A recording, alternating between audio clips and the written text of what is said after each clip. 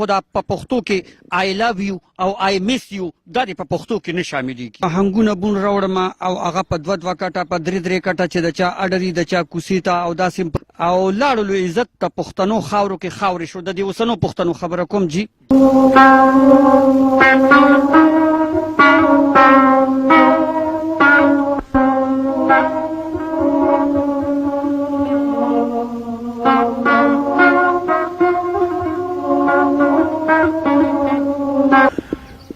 نابینا د سر په سترګو یم یارانو، نابینا د سر په سترګو یم یارانو، د زړګي سترګې مې شته دي سترګه ور یمه. د سلامونو پیرزونې قبولې کې ستاسو روز تاسو هم اصغرچی ما نن یو وارې بیا پرشکې کې نږدې باراخیل کلي کې موجود یم. یو داسې شخصیت، یو داسې هنرمند چې د هغوی د ژوند هلې ځلې هغه به نن زه تاسو سره آینه کلتور په شیشه باندې شریکوم. تاسو سره به زه نن د قام یو داسې احساسات د هغوی مخکتنه کوم چې د هغوی ژوند د غم نه ډېر ډک دی. یو داسې شاعر، یو داسې خوږ شاعر چې د هغوی وینام ډېره درنه ده. السلام علیکم. وعلیکم السلام ورحمت الله وبرکاتو. جی ستاسو درنه نامه؟ جی زما نور زمان زمانوم دی، بهوش مې لقب دی، د ملګرو راته راکړی و. بهوش ستاسو لقب د تخلص دی؟ او جی او جی. نو بهوش په څه خبره باندې؟ جی بهوش هغه سړي ته وایي شي چې د ځان او جهان نه ناخبره چې لیونی چې پسه نه وي، چې هغه ته د ځان او د جهان پته نه لګي. ما ځکه دا پوښتنه ستاسو نه وکړله ځکه چې ډېر کتونکي به وي چې بهوش و هغه سړی لکه وي چې یاره دی لکه مکمل په دې دنیا کې نه دی. او ستاسو بهوش تخلص هم لکه ستاسو چې د سترګو نابینا دي، ګرانو کتونکو د بهوش صاحب سترګې نابینا دي لکه د دوی سترګې د سره شته دي نه، دوی سترګې نظر د سره شته دي نه. او نابینا د دې چې کوم بهوش لقب ځان سره ایښی دی نو د هغې مقصد هم صرف دکه راځي.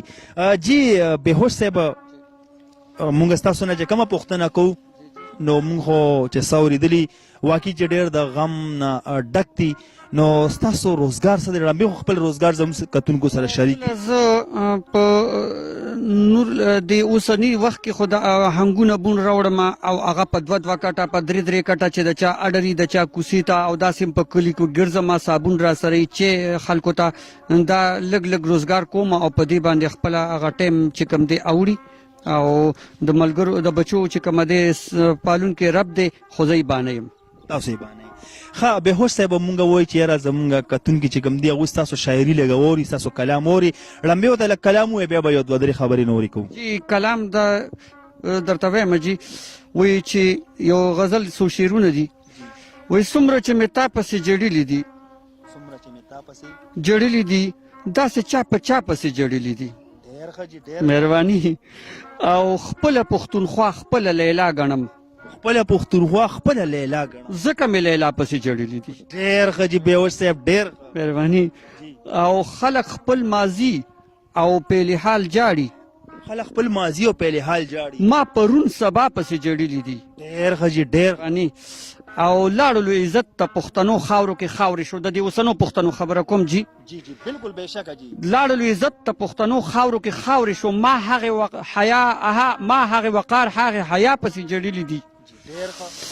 او هر څه مې دې واخلي چې د چیما صاحب، هر څه مې دې واخلي خو بدل کې دې یو زړه راکړي.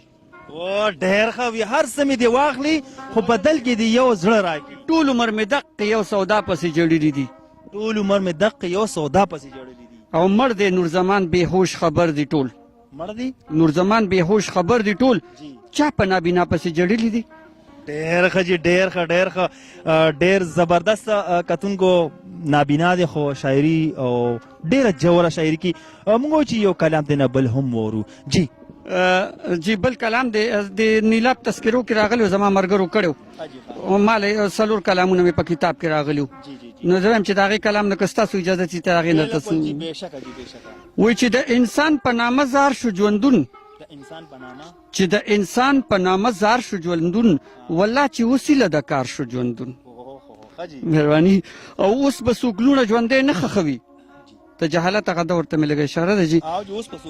ژوندی نه ښخوي، خوب د غفلت نه را بیدار شو ژوندون، او د محبت په رنګینو چې رنګ شو، په رنګینو چې رنګ شو لکه منصور په سر د دار شو ژوندون والله چې اوس ایله د کار شو ژوندون او دا کرشمې وي چې ما صاحب دا کرشمې وي د الله د قدرت دا کرشمې وي د الله د قدرت لکه یوسف کوی ته گزار شو ژوندون والله چې اوس ایله د کار شو ژوندون ډېر ښه جي ډېر ښه یو پیره بیا جي دا کرشمې وي د الله د قدرت لکه یوسف کوی ته گزار شو ژوندون والله چې وسیله د کار شو ژوندون او اخیری مقطع ده چې د مایوسۍ او بېوسو نه ډک وو د مایوسو او بېوسو نه ډک وو د نور زمان چې په نوخار شو ژوندون والله چې وسیله د کار شو ژوندون واقعي چې ډېر په زړه پوره شاعري کې ډېر ښایسته کلامونه وړاندې کوي ما وی یاره جي دا کم چې دا اوسني کل دی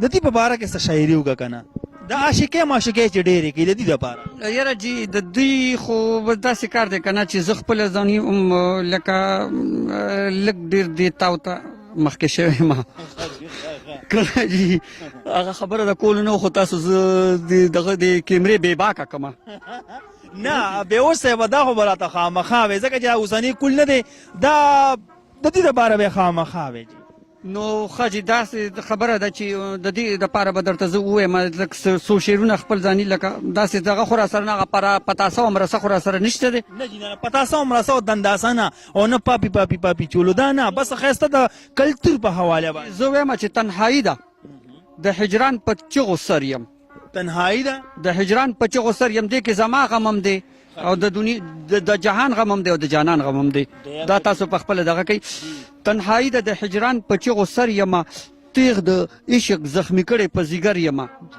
او په ظاهره باندې روح خلکو ته ښکارمه خو اندرون په زړګي ټول پر هر یمه او د عاشقو شاعرانو قدردان یم شاعرانو قدردان یمه نه شاعر یمه او نه په شعر کې ماهر یم مهرباني او نابینا د سر په سترګو یم یارانو نابینا د سر په سترګو یم یارانو خو د زړګي سترګې مې شته دی سترګور یمه خو دې کې لږ دې کې چې ما صاحب لږ شکایت مې هم کړی دی بالکل وکړه جي بالکل وایي هېڅ ګیله مې د دنیا د خلکو نشته د دنیا د خلکو نشته خو نور زمان د خپله بخته مرور یم بهوش صاحبه دا راته ووایه چې ستاسو چاپ کړی څه کتاب شته دی زمون کتاب زما خو چاپ کړی کتاب وروره داسې کار دی چې ما صاحب چې زه چاپ په څه وکړم زه بچوله چې هغه ټوک روټۍ ګټم نو هغه هم ډېر په زغپر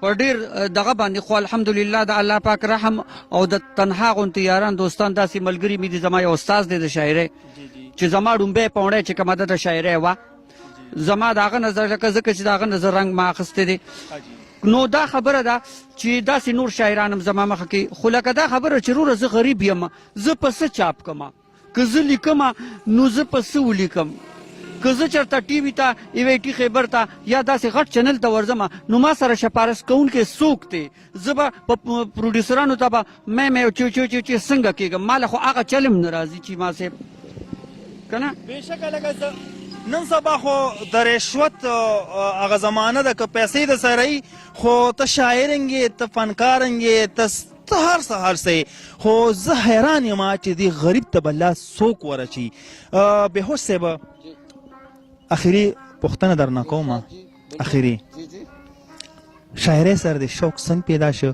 او د کم ټایم نه رالی چې ما صاحب څنګه چې تاسو وویل شاعري چې کومه ده دا قدرتي لکه یو الهام غوندې کېږي په انسان باندې خو بل دا خبره ده چې روریا چې معاشره دې څنګه وداغي که نه یا د وخت څپېړې دې په مخ پرېوځي که نه یا دې د وخت هغه ازغي چې کوم دی د ګریوان د تار په تار کې که نه او بیا د راغونډېدو نه نو بیا به ته خامخا څه ناڅه د شاعر دغه پیمانه د صبر هغه پیمانه له برید شي ډکه شي هغه تویږي نو د هغې نه بیا شاعر جوړېږي جی اخر کې کتونکو ته زموږ چې کتونکي دي هغوی ته تاسو اخره کې څه میسیج ورکول غواړئ ځکه چې زموږ په شیشه باندې به درانه پښتانه ګوري ستر مشران به ګوري نو هغوی ته تاسو په اخره کې میسج څه ورکول غواړئ؟ لپاره دا دغه کوم وروره چې یو خو دا په پښتو کې آی لو یو او آی میس یو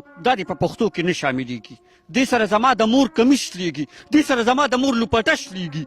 دا آی هیټ یو او دا آی لو یو دا دې په پښتو کې نه راځي. زه تا سره مینه کوم یا زه تا نه نفرت کوم په صفا پښتو کې دې دا وویلی شي. زما د مور لوپټش لیدلې زه نشم برداشت کولی، اگر چې غریب یم خو د خپلې مور په عزت باندې تر آخري ساس کې بیولو پورې م تیار یم د وینې. دا زموږ د قام اساسي دي.